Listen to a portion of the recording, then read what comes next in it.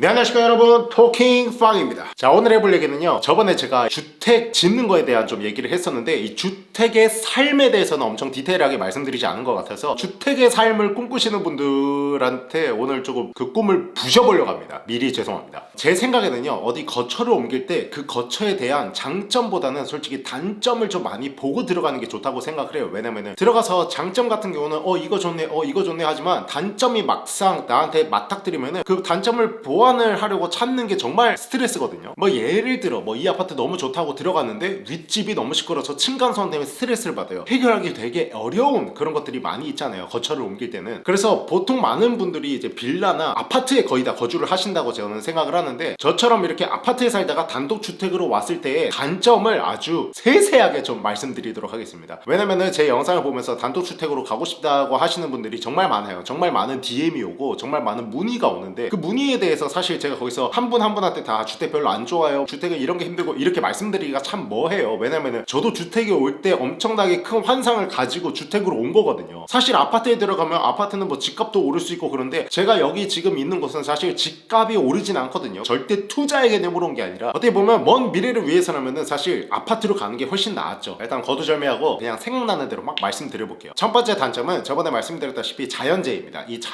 자연재해가 정말 무시를 못하잖아요, 여러분. 인간은 자연을 이길 수 없다라는 말이 있잖아요. 정말 맞습니다. 특히 저희 집은 지금 마당이 굉장히 지금 넓게 있는 구조인데, 이 마당이 있는 구조 이런 곳에 예를 들어 폭우가 왔다. 저희 집이 지금 파쇄석이라고 해가지고 캠핑장 가면 있는 작은 돌 있잖아요. 그거를 그냥 다 깔아놨는데 폭우가 오잖아요. 그러면은 이 자갈 위로 물이 고여버려요. 그래서 한 번은 제가 해외에 출장 가 있을 때 은혜한테 보이스톡으로 긴급 연락이 오는 거예요. 오빠 큰일 났어. 왜 그러냐고. 지금 여기 찍는 이 집 있죠? 이 집에 살 때 왜 그러냐니까, 차를 밖에 주차를 해놨는데 창문으로 보니까 바퀴에 반이 잠겼대요. 지금 그때 폭우가 엄청나게 왔거든요. 예를 들어 좀 도와서 더 이제 잠겨버렸어요. 그럼 진짜 차가 떠내려가는 경우도 있어요. 주택 사시는 분들은 그런 폭우가 오면은 그런 경우도 허다하다고 합니다. 그리고 또 가장 큰 문제가 뭐냐면은 저희 집 주변에 천이 하나 있어요. 천이 있는데 딱 봤을 때는 엄청 좁은 천이 아니에요. 꽤 넓은 천이거든요. 이번 여름에 폭우가 진짜 심하게 왔을 때 대피하라는 그 안전문자가 오는 거예요. 그래서 대피를 해야 된다고? 이게 무슨 소리지? 라고 생각하고 그 폭우랑 그 엄청난 바람을 뚫고 차를 타고 가가지고 그 천을 봤는데, 예를 들어 천 높이가 한 이 정도로 가면 물이 원래 요 정도만 흐르고 있었거든요. 근데 천 높이가 이 정도면요, 물이 여기까지 차 있더라고요. 진짜 까딱 조그만 이게 한 3시간 정도만 계속 폭우처럼 오잖아요. 바로 새는 거예요. 근데 바로 새서 문제가 뭐냐, 저희 집이 약간 내리막입니다. 불이 새잖아요. 바로 저희 집으로 들어와요. 그러면은 이거는 솔직히 말씀드리면 저 그때 집에서 너무 심장이 떨려가지고 어떡하지? 진짜 집 떠내려가면 어떡하지? 이거는 재난이잖아요. 와, 이거 진짜 어떡하지? 이런 생각밖에 안 했어요, 머릿속으로. 그런 불안함이 있어요. 근데 반면에 아파트 제가 살 때 16층에 살았거든요. 속초 살 때. 그때는 비가 막 많이 오고 해도 솔직히 아파트가 무너질 일은 물론 있지만 거의 없잖아요. 그리고 제가 들어간 아파트는 신축 아파트였고, 그러다 보니까 그런 거에 대한 걱정은 안 했어요. 눈 오잖아요. 오는데 저희 집 앞이 바로 큰 도로기 때문에 시에서 제설차가 다녀가지고 제설 알아서 그냥 해주고 차 나가는데 문제 없고 걸어 다니는데 크게 문제 없었어요. 근데 이 주택 더 시골에 들어와서 사니까 제가 다 해야 되는 거예요. 다 제 몫인 거예요. 방금은 비를 말씀드렸지만 이제 눈 하니까 눈을 좀 말씀드릴게요. 눈 폭설이 왔었어요. 저번 토끼팡 영상에서도 한번 말씀드린 적이 있는데, 폭설이 한번 왔는데 한 무릎까지 왔던 것 같아요. 무릎까지 왔는데 차가 못 나가. 차가 그냥 밟는 순간 그냥 바퀴가 헛돌아 버리더라고요. 그래서 진짜 고립이 된 적도 있어요. 고립이 돼가지고 이걸 어떻게 하나, 제설차를 내가 따로 사비로 불러야 되는 게 맞구나 생각을 해가지고 부르려는 찰나 저희 집 앞 도로에 지나가는 제설차가 있어가지고 가가지고 정말 사정했죠. 혹시 죄송한데 찻길 쪽으로만 한 번만 이렇게 쭉 쓸어주실 수 있나요? 했는데 처음에 아저씨가 아예 안 돼요 했는데 제 표정을 보니까 너무 딱했나봐요. 제 표정이 이랬거든요.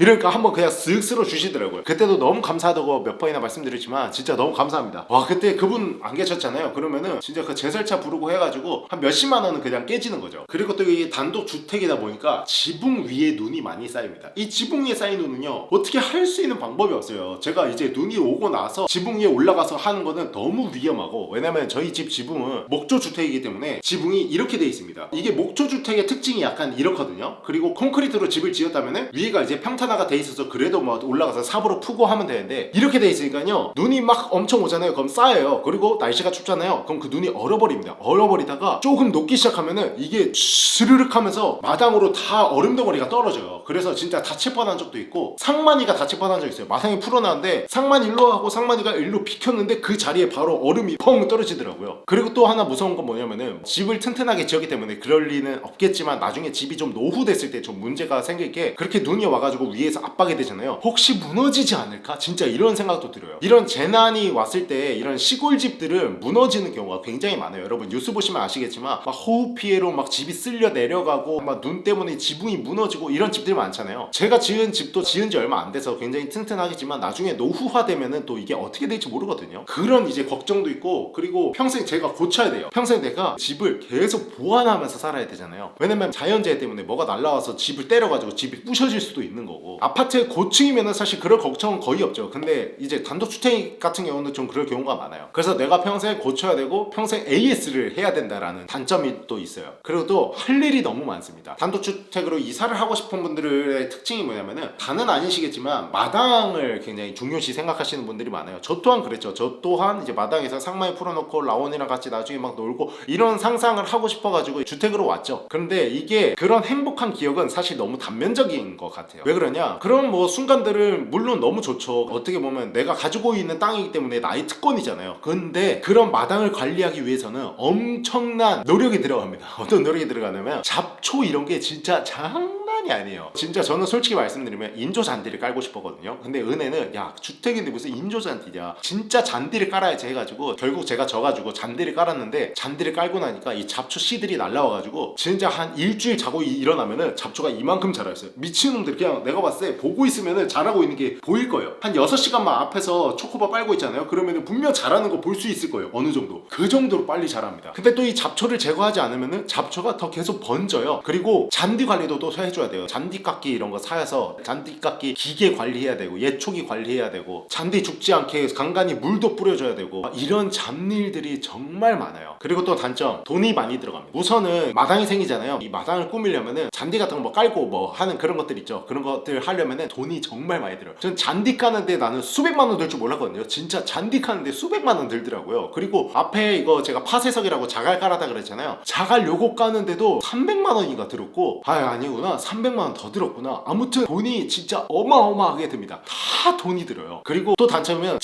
주차가 굉장히 좀 빡셉니다. 빡세다는 게 뭐냐면 주차 자체가 빡세다는 게 아니라 차 관리가 빡세요. 아파트 같은 경우는 요새는 지하 주차장이 좀 잘 돼 있잖아요. 그래서 지하 주차장에 되면은 뭐 예를 들어 누가 긁었다 하면 지하 주차장은 CCTV도 다 있고, 그리고 또 비가 오나 눈이 오나 지하 주차장이 있으면은 차가 더러워질 일이 없잖아요. 근데 여기는 사실 내가 직접 차고지를 짓지 않는 이상은 차를 밖에다 대야 되잖아요. 온갖 자연재해에 다 처맞습니다, 차가. 그래서 제가 차를 좋아하는데 처음에 여기 이사 왔을 때는 차고지를 만들 생각을 못했어요. 차 그냥 밖에다 두면 되지 뭐가 문제야 라고 생각을 했어요. 그리고 차를 밖에 뒀거든요. 그때 눈이 이렇게 오니까 거의 덤프트럭 높이만큼 이렇게 위에 눈이 쌓인 거예요. 야 이거 롯됐다, 이거 천장 안 무너졌나 해가지고 차 안에 들어가서 막 천장 확인하고, 다행히 차는 튼튼하게 잘 만들었더라고요. 그리고 한 번은 또 아침에 일어나는데 저희 집에 트램블린 있죠? 위에서 막 점핑하는 다이어트 하는 그런 트램블린 있잖아요. 그거를 은혜가 옛날에 사고 싶다 그래가지고 하나 사줘가지고 2번 타고 마당에 뒀어요.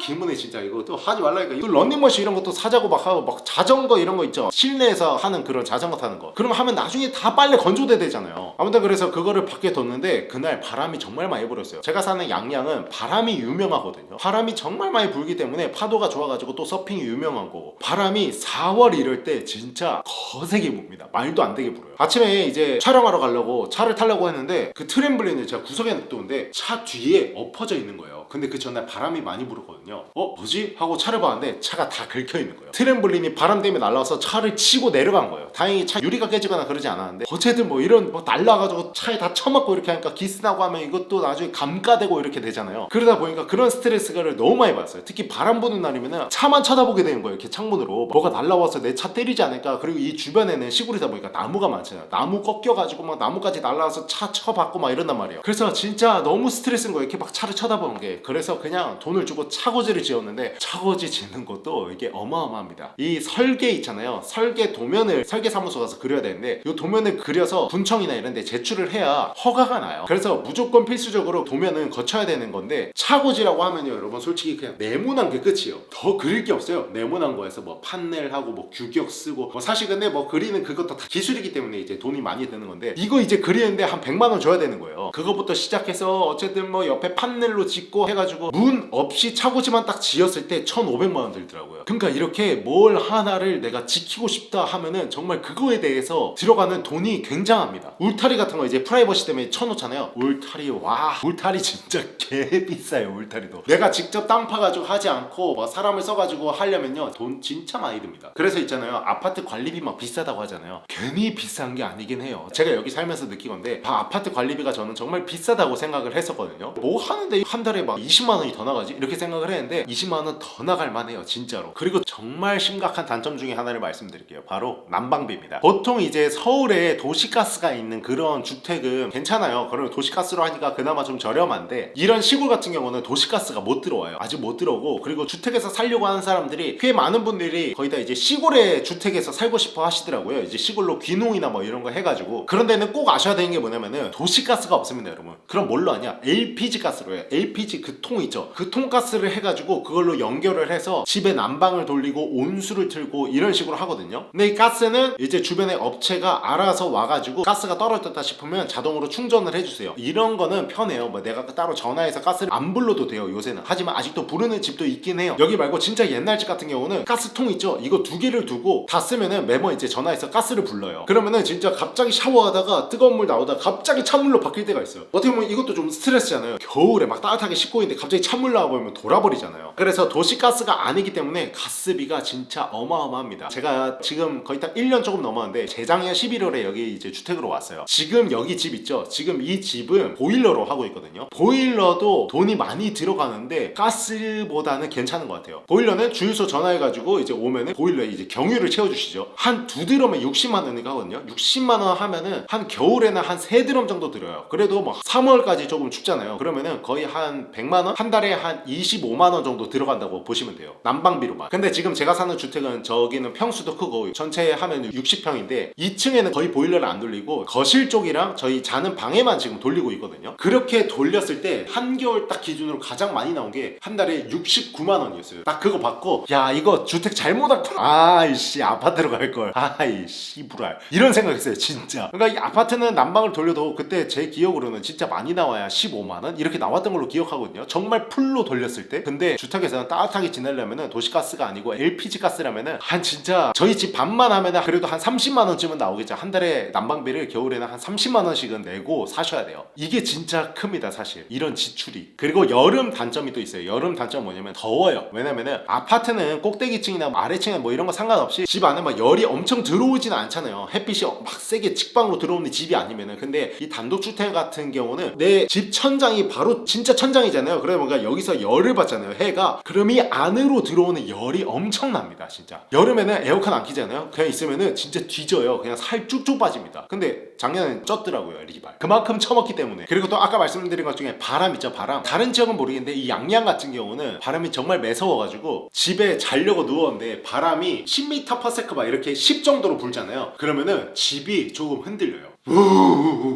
이런 소리가 나요 잘 때. 그래서 잠이 안 와요. 막 라온이도 막 뒤척거리고 상마이도 막 바람 불면 무서워가지고 막 저희 옆에 오겠다고 막 끼고 가랑이 사이로 막 들어가고 상마이가. 그럼 바로 가랑이 이렇게 힘준 다음에 초크 걸어버리죠. 장난입니다 여러분. 애견 협회에서 악플을 안 다셨으면 좋겠습니다. 다 장난이에요. 상마이 진짜 잘해줍니다. 그래서 괜히 막 자기 전에 심장이 떨려요. 바람이 정말 세게 불면은. 특히 이번에 막 태풍 왔을 때 15m/s인가 돌풍 불 때 그렇게 오잖아요. 그러면은 왕 치거든요 진짜 이렇게 왕 이게 아니라 왕 이렇게 쳐버려요. 그렇게 치면은 진짜 집이 이렇게 되니까 불안해서 잠을 못 자게 하는 거예요. 그리고 항상 꼭 이런 거는 새벽에 그래요. 새벽에 짜증나게 밤 11시부터 한 새벽 한 3시까지 그렇게 바람이 돌풍이 쳐버려요. 그런 또 스트레스가 있더라고요. 아파트에서 바람 부는 거 창문으로 봤을 때 은혜한테 은혜야 바람 많이 분다 이렇게 했으면 주택에서 바람 많이 불 때는 와 은혜야 바람 많이 분다 롯했다 이렇게 돼요. 그리고 또 단점 쓰레기 버리는 게 귀찮습니다. 아파트 같은 경우에는 요새는 이제 단지 1층으로 내려가거나 하면은 그 쓰레기 장이 있어가지고 거기다 다 버리면 되잖아요. 이제 저희는 이제 캐리어 같은 거 하나 해가지고 거기다 쓰레기를 이제 모은 다음에 저기 쓰레기 구역장까지 또 걸어가야 돼. 이게 각 주택 구역마다 쓰레기 버리는 곳이 딱 두기 때문에 거기까지 또 캐리어 질질 끌고 가고 막 겨울엔 또 춥고 여름에 덥고 하니까 이런 거 하나하나가 다 이제 귀찮음이죠 사실. 그래서 주택 살면은 귀찮은 게 정말 많아요. 그리고 마지막으로 이렇게 시골에 살면은 시골 산 주변에 특히 살면 정말 가장 조심해야 될 거 불입니다 여러분. 물론 아파트도 화재가 일어나죠. 아파트는 내가 화재 당사자가 아니더라도 이제 밑에 층에서 화재가 일어났을 때 위에 층 전부 다 이제 피해를 볼 수 있고 정말 위험할 수 있는 게 아파트인데 이 단독주택 같은 경우에는 산불이 조금 위험해요. 왜냐면 이런 주택가 같은 경우는 산 주변에 있는 경우가 많기 때문에 저희 집도 그렇고 주변에 나무랑 이런 게 너무 많잖아요. 그래서 탈 것들이 정말 많아요. 근데 또 2019년도에 저희 고성 산불 엄청 크게 났었잖아요. 그때 제가 여기에 있었거든요. 진짜 말도 못했어요. 고성 쪽에 진짜 산불 미친 듯이 크게 나가지고 정말 많은 피해도 있었고. 그런데 이게 산불이 정말 위험한 게 뭐냐면요, 여기서 예를 들어 산불이 났어요. 그러면은 바로 옆에 산이 타는 게 아니라 이 불씨들이 날아가서 그 옆에 산도 타고 막 이런 식으로 돼버려요. 불씨가 날아가는 게 정말 위험하다 그러거든요. 그래서 여기도 사실 근처에서 산불이 나면은 제가 사는 곳도 언제 어떻게 불씨가 날아와서 산불이 날 수 있을지 모르기 때문에 정말 조심해야 되는 게 진짜 산불입니다. 이런 시골에서는 이런 날 10m/s 바람 불잖아요. 그러면은 진짜 불이 이만한 게 왕 이렇게 커져가지고 산 그냥 다 덮쳐버린 거예요. 그러면 저희 집도 덮쳐가지고 저는 집도 없어지겠죠. 그럼 그때 저는 무조건 아파트로 갈 거예요. 리발. 자, 지금 제가 여기 살면서 너무 단점만 말씀드린 것 같은데 단점은 사실 요 정도입니다. 길었죠 굉장히. 자, 이제 장점을 말씀드릴 건데 장점은 여유롭고 편안하고 내가 뛸 공간이 있고 내가 자식들과 강아지나 와이프랑 같이 그냥 평온하게 쉴 공간이 있는 거, 이게 끝입니다.